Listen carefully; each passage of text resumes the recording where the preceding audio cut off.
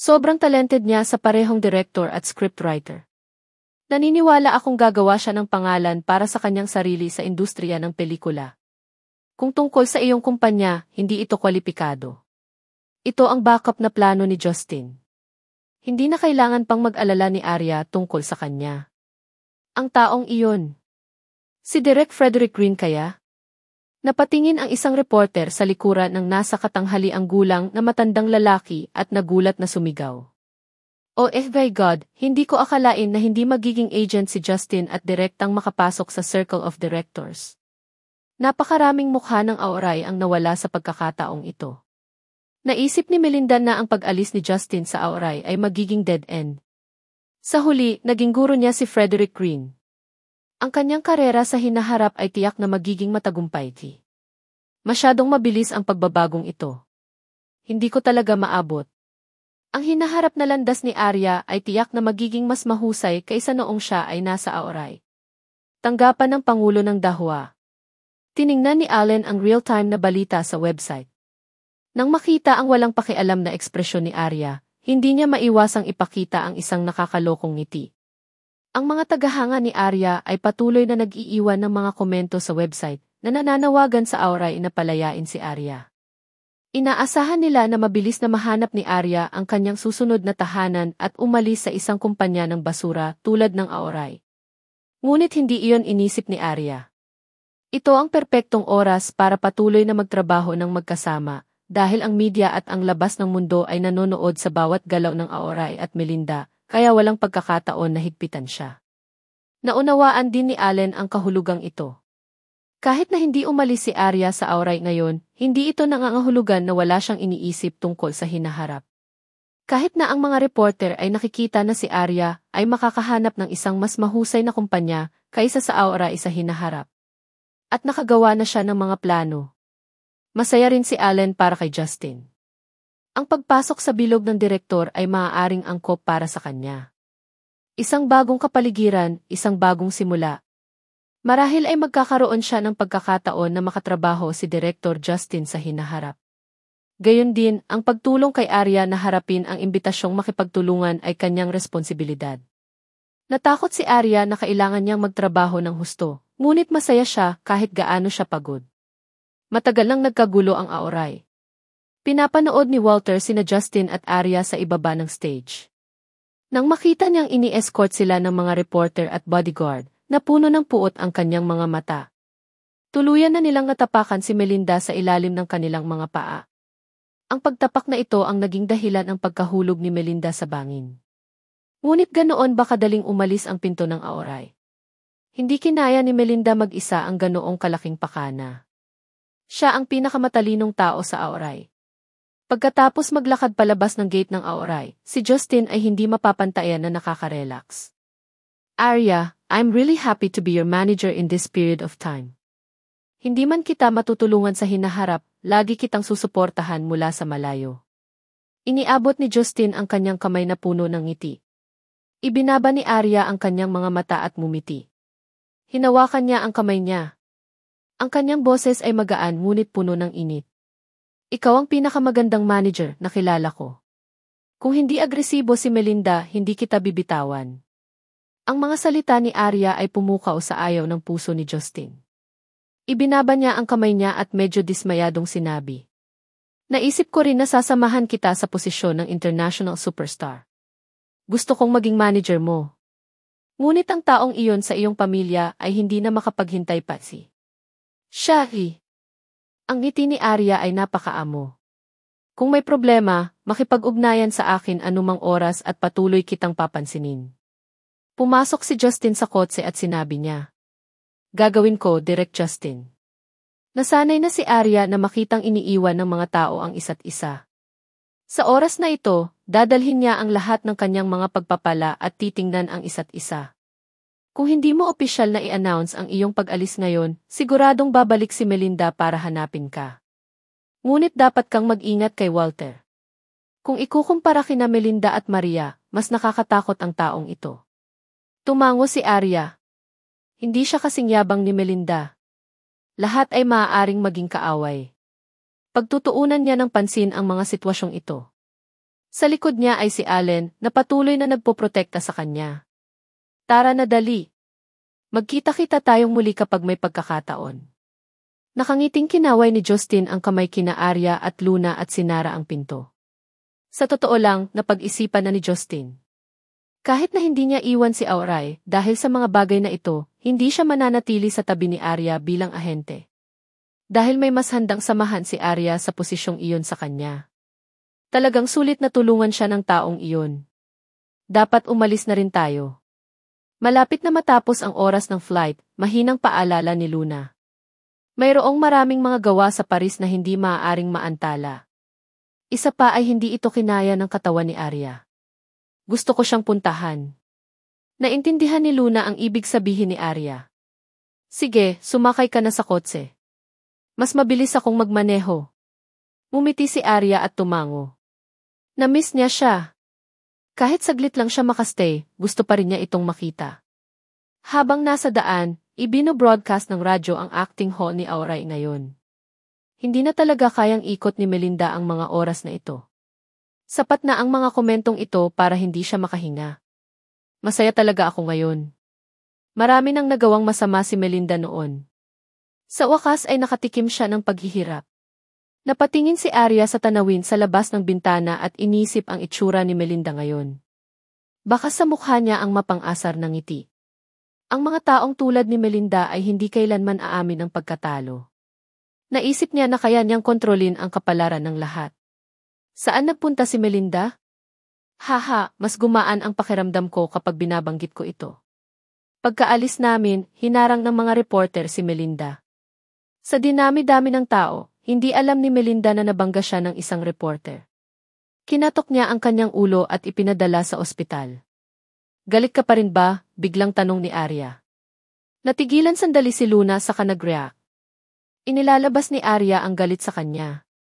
Noon, pinaluhod siya ni Kiara sa harap ng lahat. Hindi na ako galit. Hindi nila dapat sayangin ang oras ko. Narinig ni Arya ang kanyang mga salita at bumuntong hininga bilang pagkilala. Laging ganito ang ugali ni Luna. Hanggat naramdaman niyang malulutas ang bagay na ito, magiging kalmado si Arya. Sa sandaling ito, biglang nagmula sa audience ng istasyon ng radyo ang boses ng isang batang babae. Host, pwede mo bang kontakin si Arya? I have urgent matters to look for her. Napaka-urgent. Inakala ng host na fan siya ni Arya at gusto niyang makita ang kanyang idolo, kaya malumanay niyang sinabi, paumanhin, hindi namin makontak si Arya sa aming programa. Pero urgent talaga. Nangako siyang makikilala niya ako. Naisip ng host na narito siya para manggulo at ibinaba agad ang tawag. Pagkatapos, nagpatugtog siya ng isang kanta at nagpatuloy sa pag-host ng programa. Bagamat narinig ito ni Arya, hindi niya ito isinapuso. May mga tagahanga talaga ang nagustuhan sa kanya, ngunit ang ilan. Wala siyang ginawang pagkakaiba sa pagitan ng totoo at peke at hindi niya kayang pangalagaan ang damdamin ng lahat ng mga tagahanga. Nang dumating ang sasakyan sa ibaba ng gusali ni Dahua, umubo si Luna, hindi ako bababa. Tumawa si Arya, natatakot ka bang mahiya kaharap kay Martin? Siyempre, hindi. Medyo namula ang mukha ni Luna. Pero last time, nung nag-abroad kami, he specially traveled to get your passport. Hindi ka nagpasalamat sa kanya, di ba? Sabi ni Arya at naglakad patungo sa internal elevator. Napabuntong hininga si Luna at pinatay ang makina para sundan si Arya. Nang makita silang lumabas ng elevator, bahagyang nagulat si Martin, Madam, hindi ka pa nakakapunta sa airport. Nagbibilang ng oras, andito na ang dapat nasa airport terminal. Nasaan si Allen? Tanong ni Arya. Sa opisina, biglang naalala ni Martin na lumabas siya para bumili ng gamot. Mabilis niyang nilagay ang kamay sa likod niya. Ngunit huli na ang lahat. Masama ba ang pakiramdam niya? Agad na nagsalubong ang kilay ni Arya at mabilis siyang naglakad papasok. Masakit ang ulo ni Presidente kamakailan. Hiniling niya sa akin na pumunta at bumili ng gamot. Kamakailan lang. Gaano na ba ito katagal? Hindi niya sinabi sa akin kapag nasa bahay siya. Habang naririnig ni Arya, lalo siyang nababalisa. Malamang, ayaw niyang mag-alala ka. Medyo nahihiyang sabi ni Martin at pinasa kay Arya ang gamot. Sa tingin ko gustong makita ka ng Presidente. Kinuha ni Arya ang bag ng gamot at mabilis na naglakad papasok sa opisina. Si Luna at Martin na lang ang naiwan na nakatayo. Nagkatinginan sila at sobrang awkward ng atmosphere. Lalong namula ang mukha ni Luna. Nag-ipon siya ng lakas ng loob at sinabing, ang usapin ng aking kapatid at pasaporte. Salamat. Napakurap si Martin at tumango ng mariin. Sa opisina. Sumandal si Allen sa itim na leather na sofa at tahimik na pumikit. May butil ng pawis sa kanyang noo. Kung hindi dahil sa sakit, hindi siya titigil sa pagtatrabaho at pagpapahinga. Allen, tawag ni Arya sa pangalan niya at naglakad palapit. Nang marinig ang boses niya, agad na binuksan ni Allen ang kanyang mga mata. Tiniis niya ang sakit ng ulo at nagpanggap na ayos lang siya. Bakit ka nandito? Hindi ba dapat nasa airport ka? Sobra siyang nasasaktan, pero sinubukan niyang magpanggap na ayos lang siya. Nakita siya ni Arya ng ganito at mas lalong sumakit ang puso niya. Naglakad siya ng 2 hakbang pasulong. Puno ng pag-aalala ang mga mata niya. Inilapag niya ang gamot sa mesa at kinagat ang labi para magbuhos ng tubig. Kunin mo. Nakita ni Allen kung gaano siya balisa at may gustong sabihin. Gayunpaman, nakita niyang tumulo ang luha sa mga mata ni Arya. Wala siyang masabi sa isang iglap. Pagkatapos lang uminom ng gamot makaka-recover ka. Hinawakan niya si Allen at idiniin ang baso ng tubig sa labi nito. Hindi na nagdalawang isip si Allen at ininom ang gamot. Sa oras na ito, sa wakas ay tumira na ang puso ni Arya. Hinalikan siya ng malalambot nitong labi sa noo at hinaplos ang buhok nito. Hinayaan niyang yumakap ang lalaki sa kanya at tahimik na huminga. Makalipas ang halos 10 minuto, nagsimula ang nakapagpapagaling na epekto. Nabuhayan din si Allen. Tinapik niya si Arya at binitawan ang mga braso nito. Nag-aalala pa rin ang tingin ni Arya sa kanya at hindi umimik. Hindi naman ganoon kaseryoso. Sakit lang sa ulo. Mahinang sinabi ni Allen na suri na di. Natatakot ako. Hindi ko alam kung ano ang maitutulong ko sa iyo. Paano kung kiniyakap ni Arya ang sarili at hindi napigilan ang pagpatak ng mga luha sa kanyang mga pisngi? Ano man ang nangyari, kalmadong nakaharap si Arya. Ang mga bagay lang ni Allen ang magpaparamdam sa kanya at mawalan ng kontrol. Hinila siya ni Allen sa kanyang mga braso at niyakap ng mahigpit. Hinaplos niya ang mga balikat nito at inaliw siya. Ayokong sumama ang loob mo. Hindi ko mapigilan ang sarili ko. Hindi na pala sa kanya ang katawan niya. Kailangan niyang pangalagaan mabuti ang kanyang sarili para maging komportable siya. Ang mga luha niya ay hindi lamang bumagsak mula sa kanyang mga mata, kundi pati na rin mula sa kanyang puso. Hinawakan siya ni Allen at hinintay na unti-unting bumawi ang emosyon niya bago niya sinabi. Sa ilang araw, pupunta ako at gagawa ng isang detalyadong pagsusuri. Ipapakita ko sa iyo ang lahat ng resulta ng mga pagsusulit. Humihikbi si Arya at niyakap siya ng mahigpit. Alam ni Allen na ito ang kanyang espesyal na pagganap. Sa tuwing siya ay nabalisa o nagagalit, palagi niyang ginagawa ito. Hinayaan siya ni Allen na magbulalas at hindi siya pinigilan. Niyakap niya ito ng mahigpit, mas mabuti pa pagkatapos uminom ng gamot. Huwag kang mag-alala. Tuluyan na siyang binitawan ni Arya. Ang ganitong uri ng sakit sa puso ay hindi maalis. Tumingin si Allen sa kanyang relo. Huli na. Kailangan mong pumunta sa airport. Papaalisin na kita. Habang nagsasalita siya ay tumayo siya, ngunit ayaw pa ring umalis ni Arya. Diretso siyang binuhat ni Allen. Nag-impake silang dalawa at sabay na lumabas ng opisina. Sa labas, awkward pa ring nakaupo sina Martin at Luna. Nang makita nilang lumabas ang mag-asawa ay dali-dali silang nagtungo para salubungin sila. Anong mali? Bakit sobrang pula ng mata ni Arya? Ihahatid na kita sa airport. Ingatan mo siya. Kung may kailangan ka sa daan, makipag-ugnayan sa akin anumang oras. Sagot ni Luna at tumango ng mariin. Agad silang sumakay sa sasakyan at nagmadaling pumunta sa airport. Hindi pa rin umiimik si Arya habang nasa daan, bagkus ay hinawakan lang niya ng mahigpit ang damit ni Allen at hindi binitawan.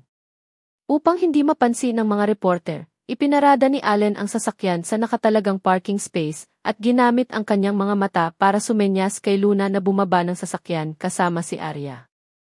Agad na bumaba ng sasakyan si Luna at tumakbo sa kabilang side ng sasakyan. Arya, umalis na tayo. Kung hindi, ang trabaho sa Paris ay tambak na parang bundok. Hindi na namin matatapos ang shooting sa loob ng ilang araw at gabi. Walang pakialam na tumingin si Arya kay Allen at bumaba ng sasakyan. Ngunit pagkatapos maglakad ng 2 hakbang, sinabi niya, Luna, hindi pa rin ako komportable. Noon lang naintindihan ni Luna kung bakit tulala si Arya. Umiti siya at sinabing, Arya, mas malinaw ka sa iba. Hindi ka nag-aalangan na tao. Kahit anong piliin mo, hindi ka magsisisi. Kung ayaw mong sumama, susuportahan kita. Nang marinig ang mga sinabi ni Luna, hindi man lang ito inisip ni Arya. Agad siyang tumalikod at tumakbo palabas. Hindi pa umaalis sa parking lot ang sasakyan ni Allen. Natigilan si Allen. Bakit ka bumalik? May nalaglag ka ba? Hindi. Gusto kong makita kang suriin ito ng sarili kong mga mata. Hayaan mo si Martin na mag-ayos. Kung hindi, hindi ako mapakali. Hindi ako makakaalis ng bansa ng ganito. Hindi ko kayang tratuhin ang kalusugan mo bilang isang maliit na bagay. Napatingin si Allen sa mukha niya at ngumiti ng malalim, okay. Sabay tayong pumunta sa ospital. Paano mo maitataboy ang isang babaeng abalang-abala sa pagtakbo para sa iyo? Agad na inayos ni Martin ang isang ospital para sa pagsusuri. Nanatili si Arya sa kanya hanggang sa makuha niya ang ulat. Walang kakaiba. Ito ang resulta ng walang tigil na pagtatrabaho. Huwag kang mag-alala. Ito ay talagang isang maliit na problema. Pagtutuunan ko ng pansin. Nilagay ni Allen ang braso sa balikat niya. Nandoon lang ang resulta ng eksaminasyon ni Allen. Nakita rin ni Arya ang kanyang pagsusuri sa sarili niyang mga mata. Sa pagkakataong ito, sa wakas ay makakapanatag na siya. Pero nang maisip niya ang sakit ng ulo nito kanina, hinilan niya ang kamay nito at sinabing, samahan mo ako sa Paris. Gusto kitang makasama sa lahat ng oras. Sa pagkakataong ito, maaari ding magpahinga si Allen. Walang magawang hinaplos ni Allen ang kanyang buhok, talaga? Martin, mag-book ng tiket sa eroplano. Hinila siya ni Arya palabas na may matatag na ugali. Walang choice si Allen kundi pumayag. Hindi siya makatanggi sa harap niya, natigilan si Martin na nakatingin sa gilid.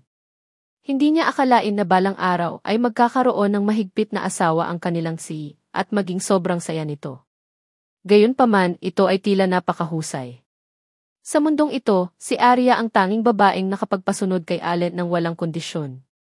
Matapos madelay ng kalahating araw, na-miss na ang flight. Hiniling ni Allen kay Martin na ayusin ang isang pribadong eroplano at personal na ipinadala si Arya sa Paris. Sa kabin, umupo sina Luna at Martin sa likod at pinagmasdan ang mga dokumento at video. Umupo sa harap sina Allen at Arya at tahimik lang. Hinawakan ni Arya ang kamay ni Allen at pinilit itong magpahinga.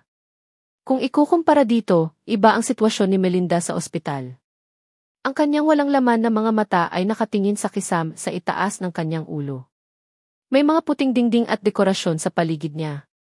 Bilang karagdagan, napuno ng amoy ng pagdidisimpekta ang silid. Si Walter ay palaging naghihintay sa ospital.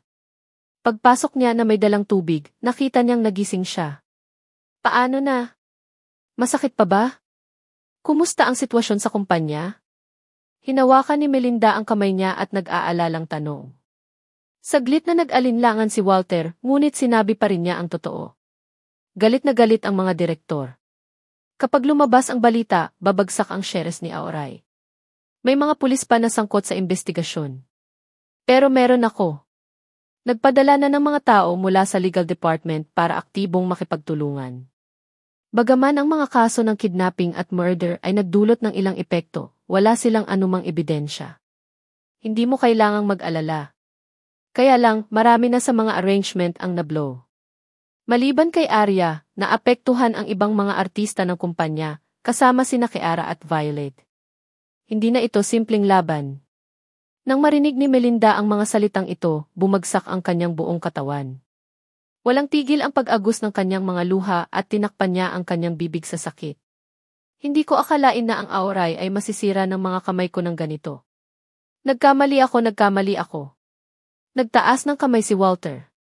Gusto niyang aliwin ito, ngunit hindi niya alam kung saan magsisimula. Kaya naman tahimik lang siya sa tabi. Nang humina ang iyak ni Melinda at unti-unting kumalma ang kanyang emosyon, anya, may mga reporter sa labas ng ospital. Kung mas magaling ka, tutulungan kitang ma-discharge at bumalik sa pahinga. Bumalik? Saan ako magtatago? Napatingin sa kanya si Melinda na may sakit. Hindi makita ni Walter na nababaliw siya. Inabot niya ito at hinawakan ang balikat niya, wake up. Umakyat ka ng hakbang-hakbang patungo sa posisyon ng presidente ng Aoray. Magkano binayad mo? Handa ka bang mapahamak sa hakbang na ito? Hindi pa nahulog ang Aoray. Marami pa namang artistang nagtatrabaho dito. Niloloko ka lang ni Arya. Ang kanyang kontrata ay nasa ilalim pa rin ng Aoray. Ano ang kinakatakutan mo? Kung masikat siya, mas maraming pera ang kinikita ng kumpanya. Unti-unting nagningning ang mga mata ni Melinda. Seryoso siyang tumingin kay Walter. Tama ka. Nahulog lang siya. Hindi pa tapos ang usapin. Hanggat mayroon siyang kontrata ni Arya, ano ang dapat ikatakot? Gusto kong tuluyang masira si Arya ng aking mga kamay. Nakita siya ni Walter na muling pinagdikit ang sarili at nakahinga ng maluwag. Nag-vibrate tuloy ang phone niya. Naglakad siya papunta sa pinto at kinuha iyon. Ano ito? Kuya, may batang babae sa pintuan ng kumpanya. Gusto daw niyang hanapin si Arya. Hindi siya aalis kahit anong pilit natin. Sabi ng assistant ni Walter. Dahil si Arya ay isang artista ng Aoray, natagpuan nila ang Aoray, ngunit hindi nila inaasahan na ito ay magdudulot ng labis na kaguluhan. Hinahanap mo si Arya? Bahagyang kumunot ang noo ni Walter, ano iyon? Wala siyang sinabi. Naramdaman ko na lang na hindi siya nagpapanggap. Ilang oras na siyang hindi umaalis. Ang katulong ay nasa isang mahirap na posisyon. Babalik ako kaagad. Bumalik si Walter sa ward. Nagpalit na si Melinda ng kanyang hospital gown. Gusto kong bumalik sa kumpanya. Tumango si Walter. Nagtago silang dalawa sa mga reporter at lumabas sa likod ng pintuan ng ospital noon. Sabay silang bumalik sa Aoray. Pagpasok pa lang nila sa bulwagan, nakita nila ang batang babae. Lumapit ang assistant, siya po. Tumango si Walter at pinaakyat si Melinda sa katulong. Hinubad niya ang kanyang sunglasses at naglakad patungo sa dalaga. Hello, ako ang manager ng Aoray. Ang pangalan ko ay Walter. Tumingin sa kanya ang batang babae at mariing sinabi, hinahanap ko si Arya. Umiti si Walter at magalang na sinabi, nandito ako para hawakan ang bagay na ito. Maaari mo bang sabihin sa akin kung bakit mo siya hinahanap? Hinahanap ko siya para iligtas ang isang tao. Hinila ng batang babae ang kanyang palda at hindi mapakali, maaari mo bang sabihin sa akin ang numero ng telepono ni Arya? Please! Nag-isip sandali si Walter at umiling. Natatakot ako na hindi mangyayari iyon. Si Arya ay isang artista sa aming kumpanya. Dapat nating protektahan ang kanyang personal na privacy. Pero matutulungan kitang ipasa ang mensahe at sabihin sa kanya ang numero ng iyong telepono. If she is willing to contact you, syempre hahanapin kanya. Naikuyom ng batang babae ang kanyang mga kamao at nag-alinlangan ng mahabang panahon. Pakiramdam niya ay may katuturan ang mga sinabi ni Walter.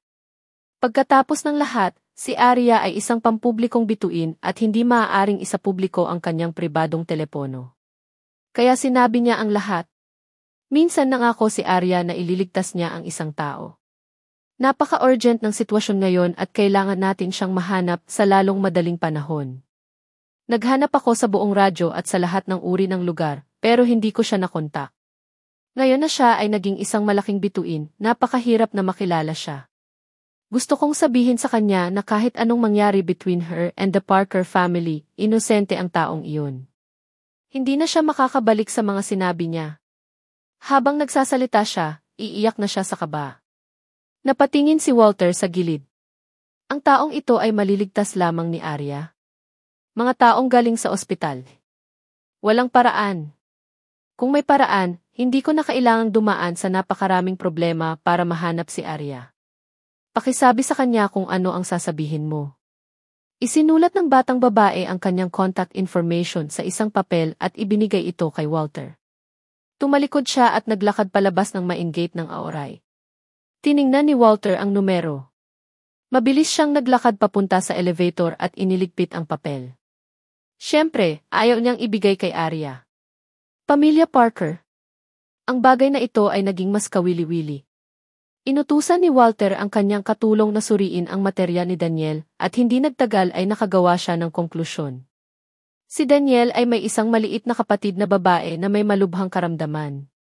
Sa paghahagis ng impormasyon sa mesa, sumilay ang malamig na ngiti sa bibig ni Walter. Ang Diyos ay nasa kanilang panig. Arya, hindi mo akalain na magkakaroon ka ng ganoong araw, di ba? Hindi sigurado kung sino ang mananalo o matatalo. Tungkol sa bagay na ito ng maliit na batang babae. Hindi siya magbubunyag ng kahit isang salita tungkol sa batang babae na ito kay Arya. Pagkatapos ng Paris Fashion Show, nakatanggap si Arya ng mga imbitasyon mula sa maraming fashion magazine para hilingin sa kanya na kunan ang cover. Nakasuot siya ng brown na leather na damit at nagsuklay ng mahabang kulot na buhok. Sumandal siya sa motorsiklo at ipinakita ang isang cool at kaakit-akit na pose. Pagkatapos ng malaking palabas na iyon, sumikat siya sa buong Paris. Siya ay nakakuha ng napakaraming mapagkukunan na hindi niya mabilang ang mga ito. Nakita ni Allen na nakapaligid kay Arya ang photography team para sa pagkuha ng mga larawan. Bihira lang siyang magkaroon ng oras para magpahinga. Nakasuot siya ng windbreaker at naupo sa kalsada, nagbabasa ng dyaryo habang sinasamahan ang asawa. Matapos mag-film ni Arya, hindi niya namamalaya na tumingin sa direksyon ni Allen, ngunit hindi siya nakita. Agad niyang kinuha ang phone niya at nag-message. Saan ka nagpunta? Ang banyo. Isang ngiti ang ipinakita ni Allen sa kanyang gwapong mukha. Sinadya ni Arya na nagpadala ng galit na emoji. Magsumbong ka sa susunod o iiwan kita dito. Mabuti na lang at nagkaroon ng panahon si Allen para makasama ang kanyang asawa. Ngunit bilang kanyang assistant at secretary na si Martin ay kailangang manatili sa hotel para pangasiwaan at i-record ang lahat ng uri ng video meeting at mga dokumento. Napaisip si Martin. Kung magpapatuloy ito, kailangan niyang mag-apply para magretiro ng maaga. Narinig ni Stanley, ang studio reporter na kanina pa nakatitig kay Arya, na nagsimula na naman si Arya sa kanyang paglalakbay at agad na sumugod. Kung naging abala siya sa trabaho, hindi magiging napakahiwaga at mahirap imbestigahan ang paglalakbay ni Arya. Bukod dito, sa ilalim ng kanyang walang humpay na pagtugis, matagumpay na napailing si Arya at bumalik sa Paris. Makikitang may tinatago talaga siya. Puno siya ng curiosity sa buhay ni Arya. Pakiramdam niya, sa likod ng isang misteryosong belo, tiyak na may sumasabog na balita. Hanggat hindi pa nakipaghiwalay ang misteryosong lalaking iyon kay Arya, siguradong kukunan niya sila ng litrato. Inayos ni Walter na hanapin ng kanyang mga tauhan ang impormasyon ng dalaga ayon sa contact information. Nahanap din nila ang address ng dalaga sa napakalihim na paraan. Nang makita niya itong personal na lumapit sa pintuan, naisip niya na may balita tungkol kay Arya at napakasaya niyang pinapasok si Walter. Kailan darating si Arya?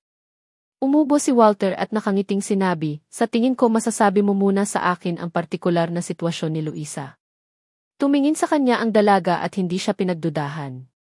Ako ang matalik na kaibigan ni Luisa. Hindi siya naging maayos.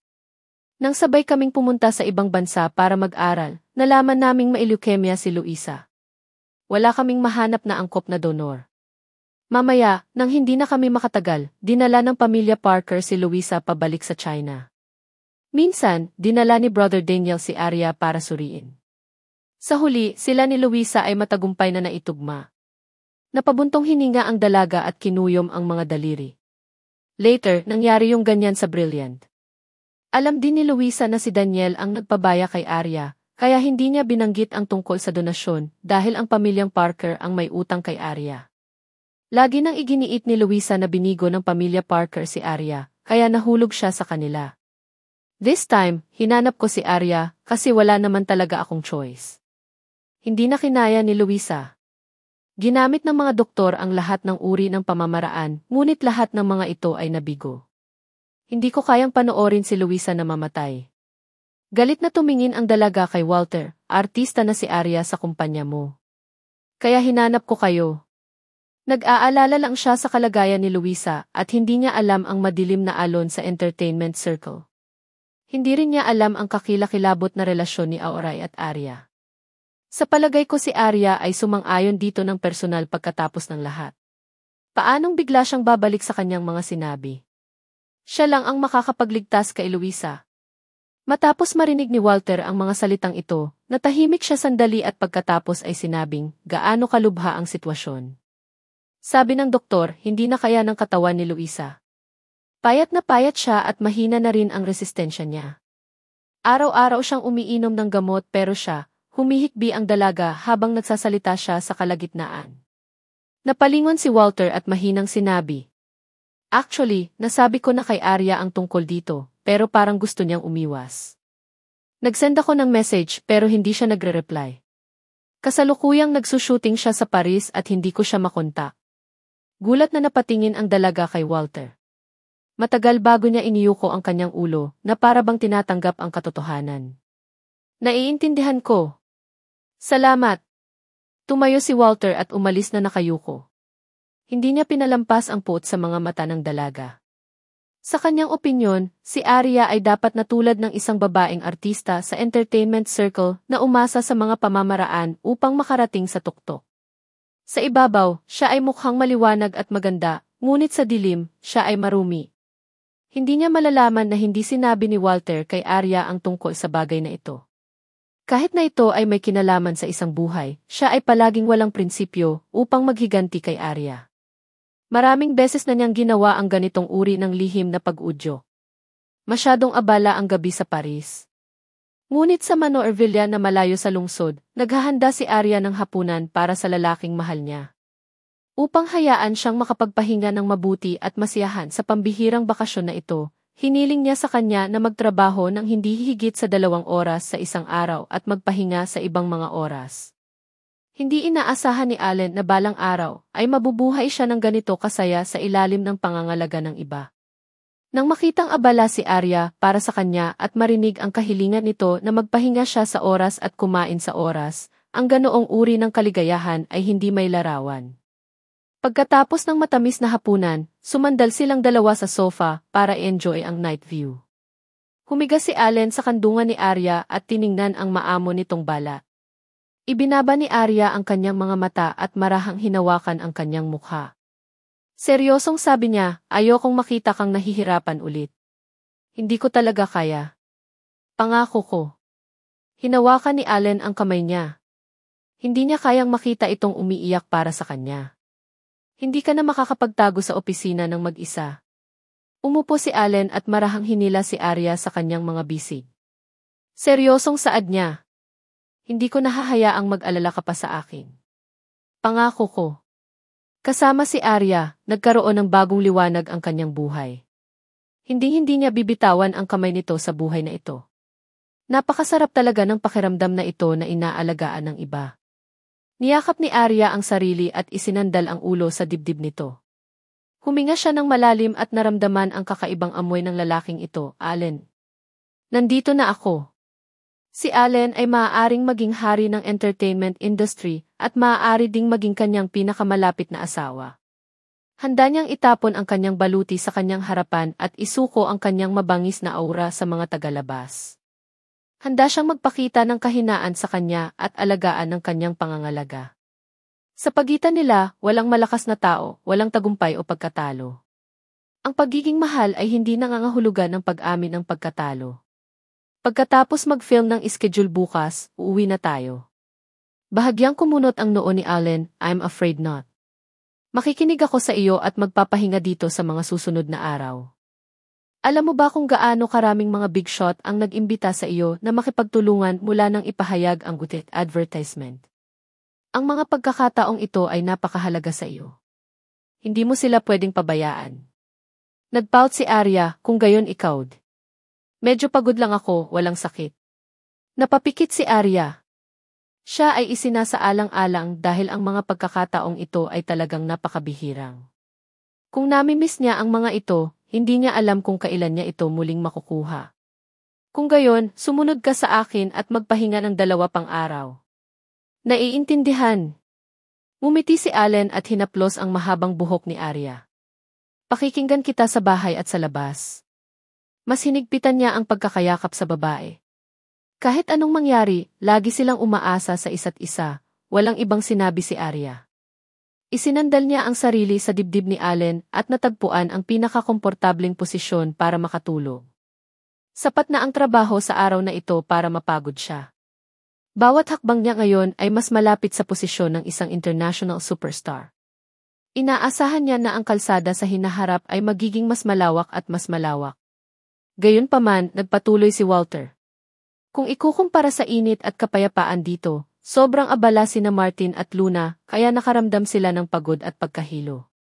Si Martin ay masyadong abala sa pagharap sa mga usapin ng dahwa, at si Luna ay may mga bituin sa kanyang mga mata upang harapin ang advertisement at appointment ni Arya.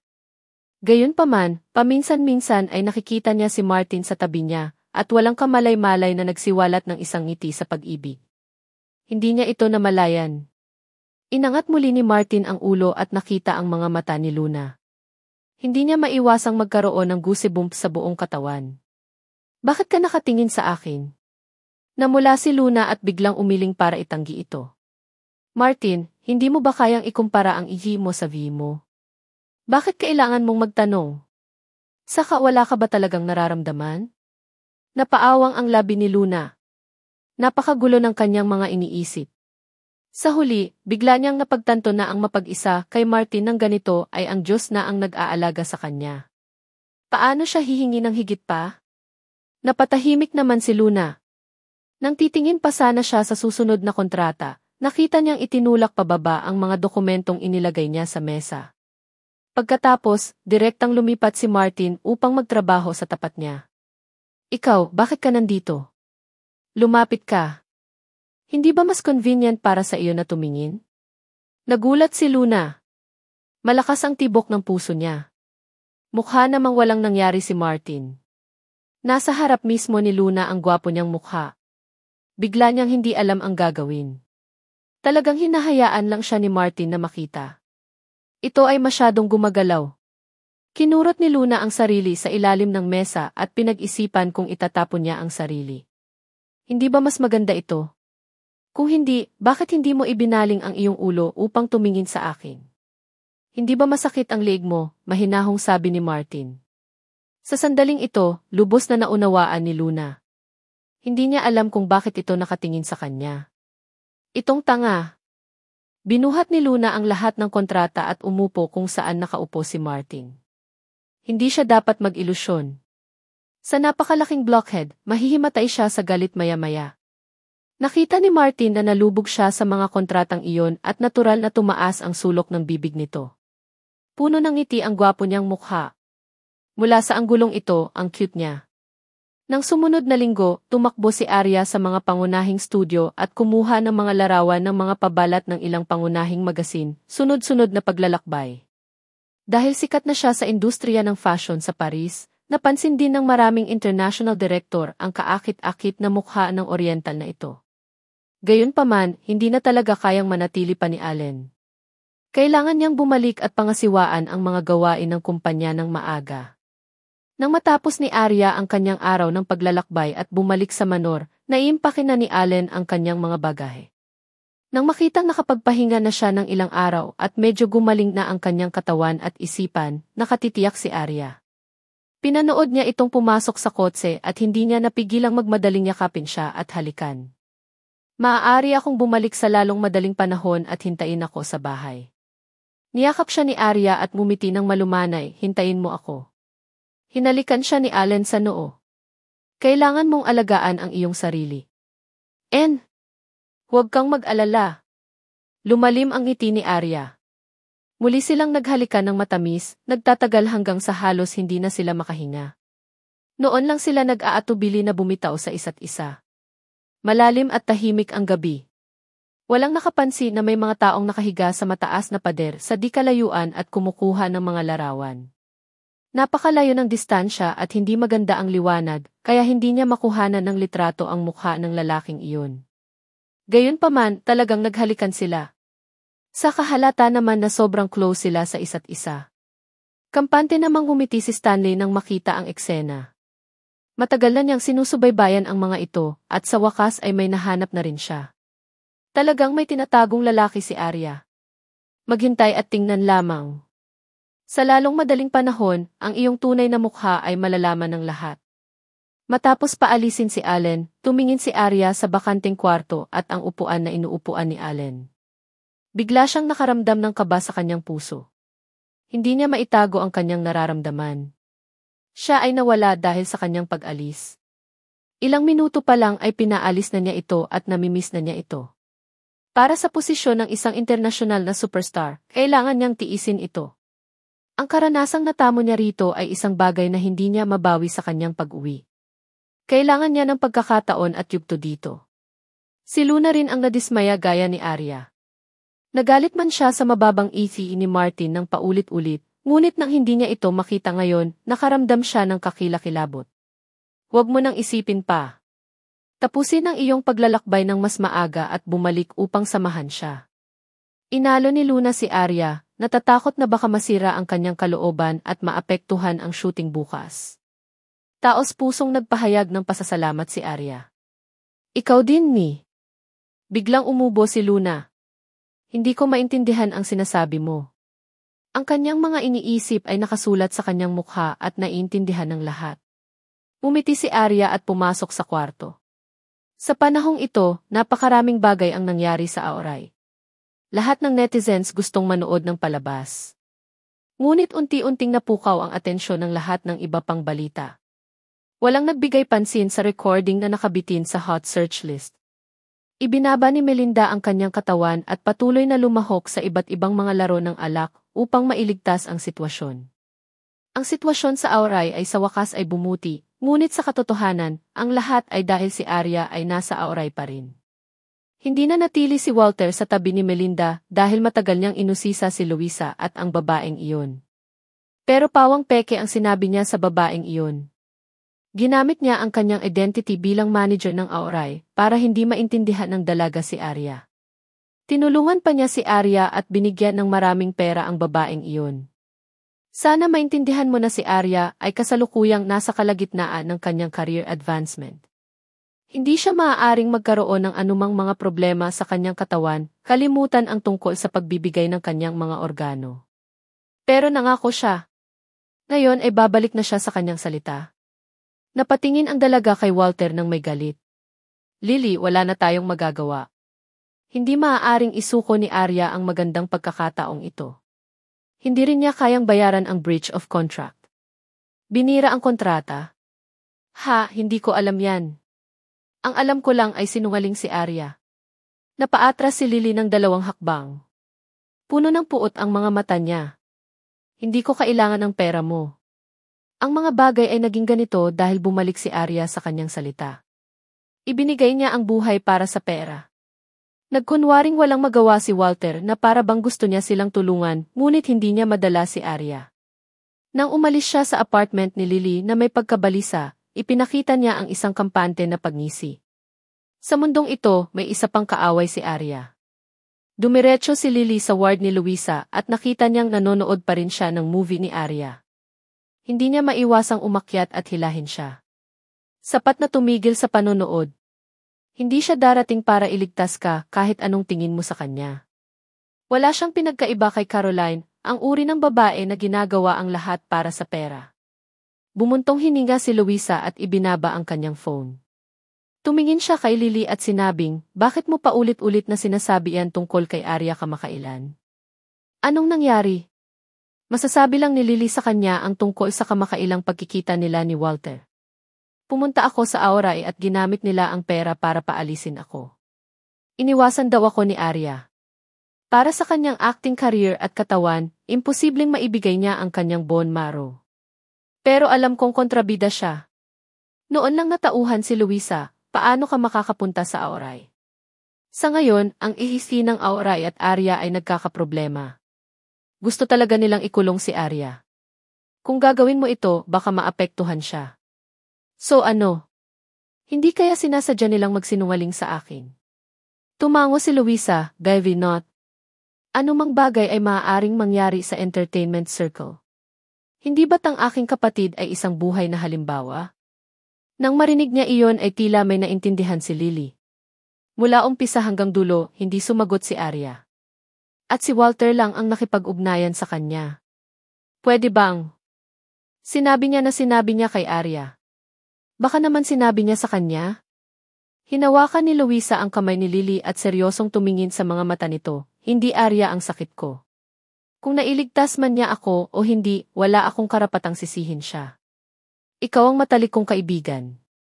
Alam kong nag-aalala ka sa akin, pero hindi patas sa kanya ang pagsisisi mo kay Arya ng ganito. Kung ang taong iyon mula sa Auray ay dumating muli sa iyo, dalhin mo siya upang makita ako. Ako mismo ang magtatanong sa kanya kung ano ang eksaktong nangyayari. Narinig ni Lily ang mga salita ni Luisa at naramdaman niyang sobrang excited na talaga siya kanina. Tutulungan kitang maghanap ng iba pang donor. Hindi ko nababanggitin ang bagay na ito. Salamat! Ilang araw nang nagtatrabaho si Arya at halos hindi na nagpapahinga. Pagkatapos mag-shoot ng mga cover ng maraming magazine, kinuha din niya ang mga endorsement ng ilang major brands. Ang kanyang figura ay lumitaw sa bawat sulok ng mga internasyonal na magazine. Tama ang desisyon ni Arya. Pagkaalis ni Justin sa Auray, wala nang oras si Melinda para pigilan siya. Sa halip, pinayagan nito si Arya na samantalahin ang pagkakataong ito upang makakuha ng maraming limelight. Ang ilang mga imbitasyon para sa pang-araw-araw na gawain ay sasaliksik at ipoproseso ni Luna. Ang ilang mga imbitasyon para sa malakihang mga plano sa paggawa ng pelikula ay ibibigay kay Allen upang suriin siya. Nang makipag-ugnayan siya sa mga tatak at direktor, si Arya ang personal na gumawa nito. Ang kanyang prangka at palakaibigang saloobin ay nanalo ng higit pang mga posibilidad para sa kanya. Ang labas ng mundo ay puno ng papuri para sa kanyang estilo ng paggawa ng mga bagay. Nakatuon ang atensyon ni Arya sa kanyang trabaho at walang pakialam sa mga balita sa bansa. Hindi niya inaasahan na ang industriya ng entertainment ay nagdudulot ng isang malaking bagyo. Ginamit ni Melinda ang kanyang mga dating koneksyon para manghuli ng ilang bagong artista mula sa ibang kumpanya. Bagamat hindi siya nakikialam sa paglalakbay ni Arya, kanina pa niya pinapansin ang mga galaw ni Arya. Nang makita ang mga nagawa ni Arya sa internasyonal na industriya ng fashion, alam niyang hindi niya ito mapipigilan. Umupo si Luna sa tapat ni Arya at tinignan ang kalendaryo sa phone niya. Kinakalkulan niya na may ilang araw pa bago siya bumalik sa bansa. Pagkatapos noon, makikita na niya si Martin. Hindi siya inistorbo ni Arya. Tumalikod siya at naglakad papunta sa kwarto. Gusto rin niya si Allen. Kaya tuwing may oras siya, tatawagan niya ito sa pamamagitan ng video. Sa ganitong paraan lamang siya makakapapasok sa pangarap na mag-isa sa ibang bansa. Bagamat nasa bansa si Allen, namuhay pa rin siya ayon sa panahon sa Paris. May kausap siya sa kabilang dulo ng telepono, sinusuyo si Arya na matulog. Minsan naririnig niya ang paghinga nito at hindi binababa ang tawag. Kinaumagahan, narinig ni Arya ang kanyang boses sa unang posibleng sandali. Allen, miss na kita.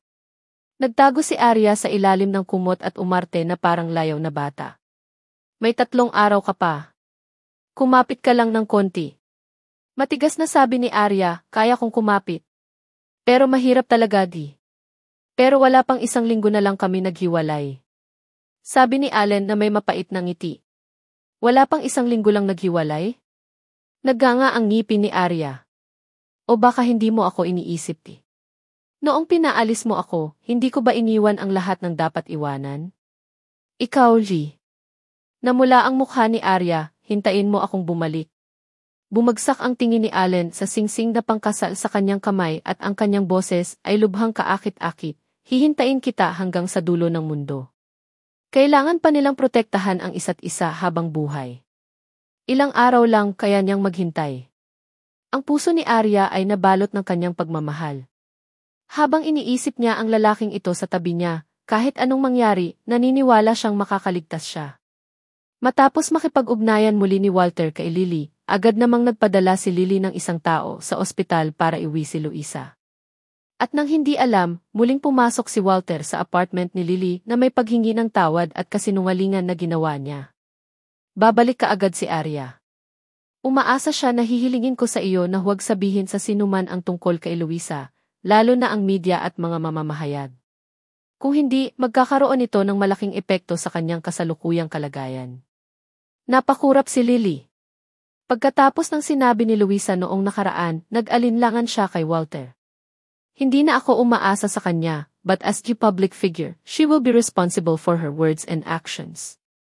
Nagsisinungaling siya sa kanyang mga tagahanga. Kung may mangyari kay Luisa, hindi ko siya pakakawalan. Lily, huwag kang mag-isip ng ganyan. Si Arya ay mayroon ding sariling mga paghihirap. Huwag mo nang sabihin. Ayokong marinig ang pangalan niya. Paano ito? Kung may kondisyon ka, sabihin mo lang.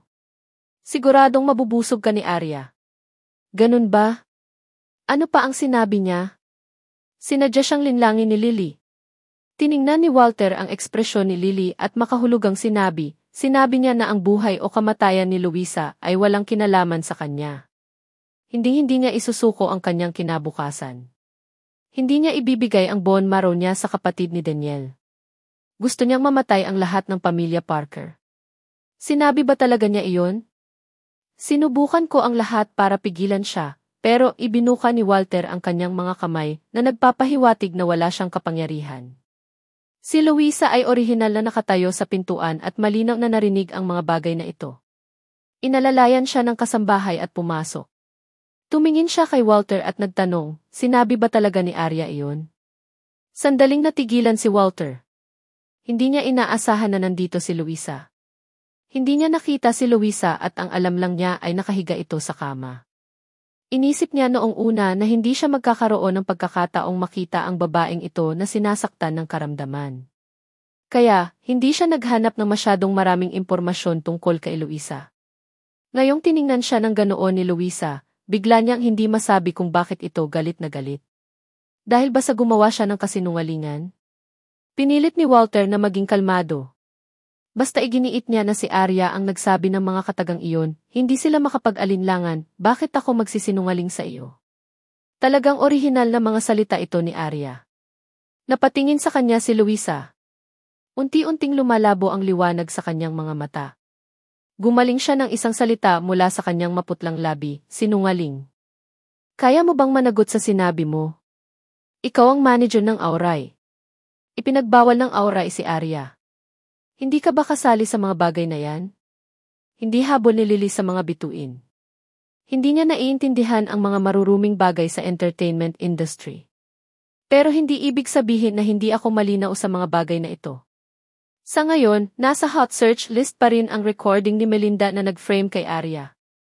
Walang masabi si Walter pagkatapos marinig ito. Napa-awkward siya sa tanong ni Luisa. Hindi niya inaasahan na lalabas dito si Luisa. At saka, kilala ko si Arya sa loob ng maraming taon. Kilalang-kilala ko ang ugali niya at hindi mo kailangang siraan siya rito. Sa tingin ko, hindi mo sinabi sa kanya ang tungkol sa bagay na ito, tama ba? Lumingon si Luisa. Dahil siya ay maisakit sa kama sa buong taon, ang kanyang katawan ay hindi makayanan ang gayong kaguluhan. Pilit niyang tiniis ang kanyang karamdaman at gusto rin niyang makipagtalo kay Walter.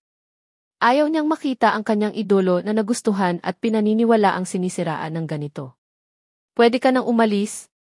Tandaan mong bumalik at sabihin sa siki ng Auray mo na hindi ako magiging chess piece para saktan mo si Arya. Please layuan mo ang kaibigan kong si Lily. Siya ay napaka-inosente at hindi naiintindihan ang kalupitan ng mga taong tulad mo. Napuno ng galit ang maputlang mukha ni Luisa. Yung tipong titig. Malinaw na sinabi niya. Walang sinuman ang gugustuhing hindi mabuhay, ngunit ayaw niyang paninirang puri at i-frame ang sinuman. Nang ma-fall out si Arya sa Brilliant, alam na niya ang lahat. Si Daniel ang unang nanloko kay Arya at binigo siya. Nang makitang muli ni Arya ang sarili, masaya siya para kay Arya.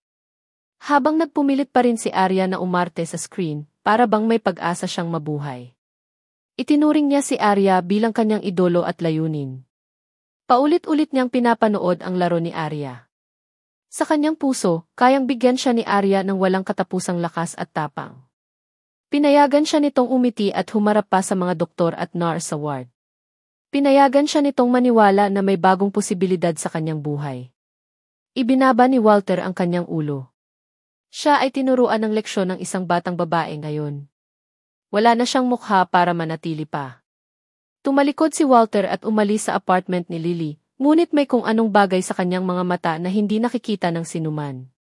Pinanood siya ni Luisa na umalis at sa wakas ay hindi na ito nakatiis at nahulog sa sofa. Inalalayan siya ni Lily na may sakit sa puso. Lucy, huwag ka nang magsalita. Kasalanan ko ito. Ikaw. Dapat kang maging mas maingat sa ganitong uri ng mga tao sa hinaharap. Hinawakan ni Luisa ang kamay ni Lily. Kung wala ako rito, kaya mo bang harapin ang mga taong ito? Puno ng luha ang mga mata ni Lily habang mahigpit siyang niyakap. Paanong wala ka dito? Kailangan pa nating maglakbay sa buong mundo ng magkasama. Lucy. Luisa. Nang makitang himatayin si Luisa sa sofa, dahil sa pagod, wala nang pakialam si Lily at dali-dali siyang pinapunta sa ospital kasama ang mga kasambahay. Minsan, hindi talaga mahalaga ang pera. Nang makitang ipinadala si Luisa sa hihi, nablangko ang isip ni Lily. Si Arya ang tanging tao na maaaring magbigay ng bone marrow sa sandaling ito. Maliban sa kanya, sino pa ang makapagliligtas kay Luisa? Ang pamilya Parker ay hindi talaga maaasahan. Pagkagising ni Luisa, alam niyang mas malala pa ang sitwasyon niya. Ngunit ang una niyang itinanong ay kung si Arya ay na-frame ng Aoray. Napakasakit na ng katawan niya. Kahit na wala siyang pagkakataong masilayan ang araw bukas, hindi niya nais na kalagkarin ang iba pababa. Malayo pa ang lalakbay ni Arya. Nang magkaroon ng oras si Lily na bumisita, tiningnan siya ni Luisa ng mahina, gusto kong makita ang kapatid ko. Pwede mo ba siyang ihatid? Daniel. Tahimik na tumango si Luisa, Tapos nahimatay siya. Dahil si Daniel ay nanatili sa entertainment circle sa loob ng ilang taon, kung si Arya ay kalagkarin sa bagay na ito balang araw, umaasa siya na si Daniel ay maaaring lumabas at protektahan si Arya. Nang dumating si Daniel at nakita ang hitsura ni Luisa, halos mabalisa siya. Ngunit tiniis pa rin niya ang sakit sa kanyang puso at pumasok. Lucy, narinig ko ang tungkol dito. Hindi mo kailangang mag-alala tungkol kay Arya. May asawa na siya. Ang lalaking nagpakasal sa kanya ay presidente ng Dahwa Allen Jones. Dahan-dahang itinaas ni Luisa ang kanyang mga mata at tumingin sa kanya. Bagamat hindi inaasahan sa kanya ang balitang ito, hindi ito naging hadlang para magustuhan niya si Arya. Ang isang mabuting babae ay tapat sa iyo, ngunit nakaapak ka sa dalawang bangka. Matagal nang binago ni Daniel ang kanyang nakaraan. Alam din niyang marami siyang na-miss out. Ngayon ay gusto na lang niyang mamuhay ng payapa at seryoso. Nang makitang mahimbing na natutulog si Luisa, lumabas din ng ward sina Daniel at Lily. Ngunit sa kanyang pagtulog, naramdaman ni Luisa na may naglalakad sa kanyang kama, at naroon din ang flash ng isang kamera. Ang kanyang mga natutulog na larawan, ang kanyang mga medical na record ay nakuha na lahat. Ang kanyang mga kamay ay mahigpit na nakakapit sa kumot at hindi siya naglakas loob na gumawa ng ingay. Pagkaalis ng lalaki ay dahan-dahan niyang iminulat ang kanyang mga mata. Sino kaya ito? Baka gusto talaga ng Aoray na gamitin siya para i-frame si Arya, o itulak man lang si Arya sa bangin na hindi niya maibabalik. Sa oras na ito, hindi niya makontak si Arya, kaya kung sino pa ang mahahanap niya. Ayaw niyang kalagkarin si Arya pababa, mahahanap kaya niya ang lalaking iyon? Ang pangulo ng Dahwa Group, si Allen Jones. Ang mga larawan ng koridor sa unang palapag ng Aoray ay pawang kaganapan ni Arya sa Paris. Lumakad si Melinda sa mga larawang ito ng may kalmadong ekspresyon. Hindi siya magkakaroon ng anumang awayan sa kumita ng pera. Dahil si Arya pa ang maihalagang gagamitin, hindi na niya kailangan pang dagdagan ang pasanin ng kumpanya. Tumayo si Walter at walang pakialam na tumingin kay Melinda, tapos na ba ang lahat? Babalik na si Arya sa China. Plano kong magdaos ng isang piging sa pagdiriwang para sa kanya, upang ipagdiwang ang kanyang pagsikat sa internasyonal na industriya ng fashion. Malapit na. Ang mga kamay ni Walter ay mahigpit na nakakuyom sa ilalim ng manggas ng kanyang suit. Tila kailangan niyang kumilos sa lalong madaling panahon. Luisa, wag ako. Sisihin mo si Arya kung gusto mo. Sa bilog na ito, talagang walang pagkakataon para sa isang aktor na naging sanhi ng pagkawala ng buhay ng iba. Sa oras na iyon, tuluyang mahuhulog si Arya sa impyerno. Sinabi ni Luisa kay Lily ang kanyang napansin. Siya ay lubhang nababalisa at nababalisa. Pag-alo ni Lily sa kanya, huwag kang mag-alala. Mag-iisip ako ng paraan para subukan. Kung tutuusin, may kapangyarihan pa rin ang pamilya natin. Naiintindihan ko. Ang presidente ng Dahua Group ay isang napaka-misteryosong tao. Maniniwala ba siya sa iyo at pupuntahan ka niya? Kailangang aminin ni Luisa na tama si Lily. Hindi naging madali para sa mga ordinaryong tao na makakita ng mga big shot na tulad nila. Nakita ni Lily ang reaksyon niya at mabilis na sinabing nakangiti, not necessarily. Bagamat hindi namin magawang makipag-ugnayan sa mga taong may ganoong uri ng pagkakakilanlan, ito ay may kaugnayan sa kanyang asawang si Arya. Hindi niya tayo dapat pansinin, di ba? Muling nagliwanag ang mga mata ni Luisa sa pag-asa. Hinawakan niya ng mahigpit ang kamay ni Lily, siguro. Pero hindi ko maintindihan.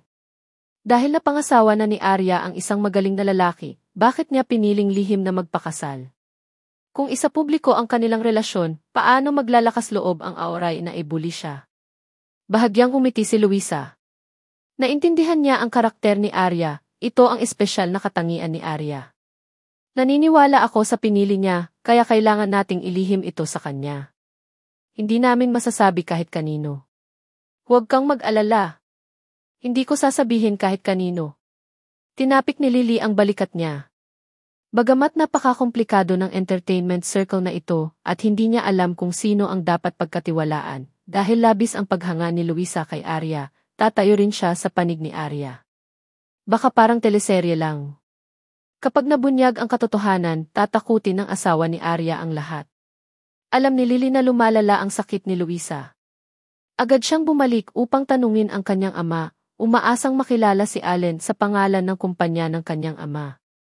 Bagamat hindi ito maaaring maging matagumpay, at least nagkaroon pa rin siya ng pagkakataon. Higit pa rito, espesyal na idinagdag nito ang tungkol ito sa Aoray. Kaya lang, mahigpit ang schedule ni Allen. Nang makita niya ang isang outsider company na gustong makipag-cooperate, syempre sumagot lang siya na makikita niya sila kung may oras siya. Nang gabing iyon, nag-apply si Luisa ng leave mula sa ospital. Pumunta sa hotel kasama si Lily at ang kanyang ama upang hintayin si Allen. Gayunpaman, lumipas ang ilang oras ngunit walang dumating. I think hindi siya sasama. Mukhang wala siyang pakialam kay Arya gaya ng iniisip natin. Inalog ni Lily ang baso ng tubig. Pakiramdam niya, ang pagpapakasal kay Allen ay parang isang ordinaryong babaeng bituin na ikinasal sa isang mayamang pamilya. Walang pagmamahalan sa pagitan nila. Ngunit hindi iyon inisip ni Luisa. Gayunpaman, ang ama ni Lily ay naghihintay sa kanila sa lahat ng oras na ito, labis siyang naawa. Tito, ako ang nagdulot ng gulo para sa iyo. Wala lang. Kaya lang, marami pang dapat asikasuhin ang kumpanya. Kung gusto mong maghintay ka lang ng kaunti. Hihintayin ka ng driver sa ibaba. Pinaayos ng ama ni Lily ang driver at staff ng hotel. Matapos makumpirma na ligtas ang dalawang babae dito, umalis na siya. Makalipas ang kalahating oras, hindi na nakatiis si Lily. Kalimutan mo na. Siguradong hindi sila darating. Tara na. Sa tingin ko, wala siyang pakialam kay Arya. Bumagsak lang ang boses niya, sunod-sunod na pumasok ang dalawang lalaki. Nakasuot ng itim na windbreaker si Allen at umupo sa tapat nila. Siya ay may kahangahangang paraan. Nang makita niyang dalawa lang ang dalaga sa silid ay natigilan siya saglit. Upang maiwasan ang hindi pagkakaunawaan, pinaupo niya si Martin. Nagkatinginan sina Lily at Luisa at tuluyang natulala. Kaya talagang dumating si Alan Jones para makilala sila.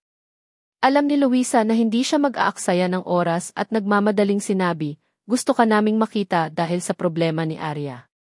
Nang marinig ang pangalan ni Arya, agad na nagbago ang mga mata ni Allen, at ang aura sa kanyang katawan ay naging mas mabangis na kinukumpleto ang pagpapakita ng kanyang hari na parang makapangyarihang aura. Sa sobrang takot ni Lily, hindi siya naglakas loob na kumilos. Sinabi sa kanya ni Luisa ang tungkol sa kanyang pagkakakilanlan at karamdaman, pati na rin ang katotohanan na nakita niya si Walter. Pagkatapos niyang magsalita, parang nananaginip siya, dahil ang nakarinig sa kanya ng mga salitang ito ay talagang si Alan Jones. Hindi siya magdodonate. Tiningnan siya ni Allen ng mahinahon. Asawa ko siya. Ayokong maghirap siya kahit konti. Kahit panoorin ko siyang mag-injection at umiinom ng mga gamot, maaawa ako sa kanya. Tumango si Luisa. Naiintindihan ko. Ayokong gawin niya iyon. Medyo nagalit si Lily. Nang tatanungin pa sana niya si Allen, narinig niyang sinabi nito, pero gagamitin ko ang lahat ng koneksyon ko para tulungan kang makahanap ng mga voluntaryong donor sa buong mundo. Alam kong malaki ang utang ng pamilya Parker kay Miss Arya. Hindi ako nakaupo dito dahil gusto kong mag-donate siya. Ayokong masaktan ulit siya. Tiningnan siya ni Allen nang walang pakialam, hindi ihahalo ni Arya ang kapatid mo sa mga bagay mo. Siya ay palaging malinaw tungkol sa pag-ibig at puot. Napakurap si Luisa. Mukhang mas kilala ng lalaking ito si Arya, kaysa sa hitsura niya. I can represent her. Sa panahong ito, dapat mong protektahan ang iyong sarili. Lumingon siya at inutusan si Martin. Pumunta ka at imbestigahan mo ang doktor sa ospital. Kapag may mga kahina-hinalang tao na pumasok sa kanyang ward, alam mo na ang gagawin.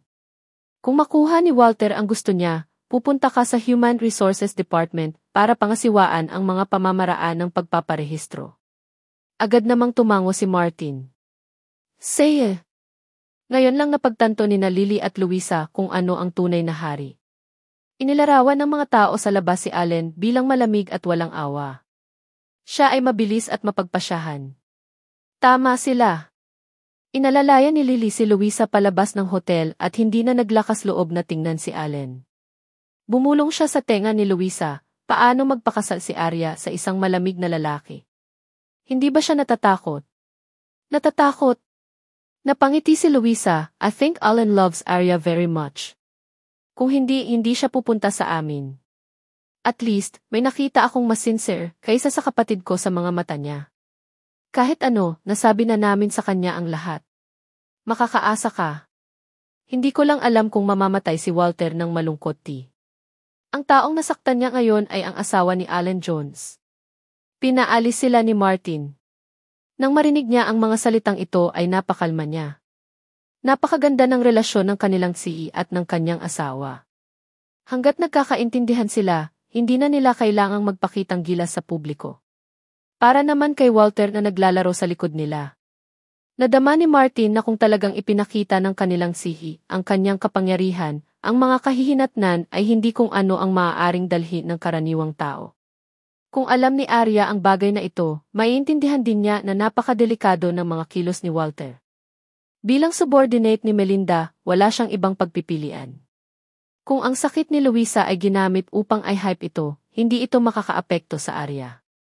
Sa katayuan ngayon ni Arya, ang ganitong uri ng chismis ay nalunod sa internet bago ito kumalat. Hindi nangahas si Walter na makipagsapalaran. Siya ay nag-aalala na si Arya ay magkaroon ng isang mapaghiganti na personalidad. Ngunit kung ito ay magtagal, walang sinuman ang mananalo. Kung gusto niyang manalo, kailangan niyang ganap na sirain si Arya. Matapos ipadala ni Martin sa ospital si Luisa, nakatulog siya sa pagkataranta. Ang lahat ng mga tagapagpahiwatig ay nagsimulang bumaba ng mabilis. Itinulak siya ng mga doktor sa resuscitation room sa unang posibleng sandali. Napasquat si Lily sa harap ng operating theater sa sakit. Hindi siya dapat pumayag sa hiling ni Luisa at inilabas siya ng ospital sa mga oras na ito. Noong nagsasagawa ng emergency treatment ang attending physician, nakita niya talaga ang isang batang nurse na kumukuha ng litrato sa mga pasyente sa ganoong kritikal na sandali. Pinalitan niya agad ang pasyente. Lumabas ka. Matapos malaman ni Lily ang tungkol sa bagay na ito, marahas niyang hinila ang nurse, paano ka naging hindi makatao? Hindi na napigilan ng nurse si Lily na punahin siya at umiyak. Bagamat hindi sapat si Lily, pakiramdam niya ay may mali. Magsalita ka, sino ang nag-utos sa iyo na gawin ito? Natanggap ni Martin ang balita at nagmamadaling lumapit. Ako na ang bahala. Napatingin sa kanya si Lily. Huwag mo siyang paalisin ng madali. Tumango si Martin.